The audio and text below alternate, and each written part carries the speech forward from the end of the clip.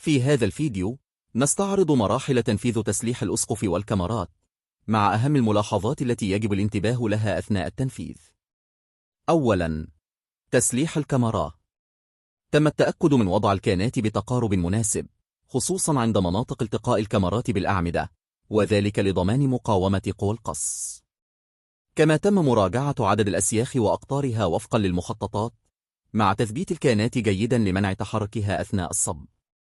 ثانياً، تسليح السقف، سواء كان من نوع فلات سلاب أو سوليت سلاب. تم توزيع الحديد السفلي والعلوي بدقة، مع الالتزام بطول التداخل بين الأسياخ حسب المواصفات. كما جرى استخدام البسكوت أو ما يعرف بكتل الغطاء الخرساني لضمان الغطاء المناسب، وتم التأكد من تباعد الأسياخ بالشكل الصحيح دون تلاصق.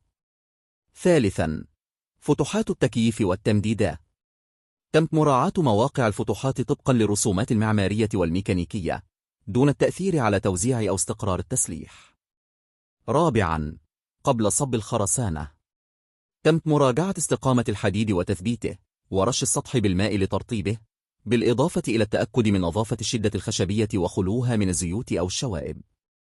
خامساً، أثناء الصب، تم استخدام الهزاز الميكانيكي لضمان دمك الخرسانة ومنع وجود الفجوات الهوائية، مع مراعاة التدرج في الصب، بدءاً بالكاميرات ثم الأسقف.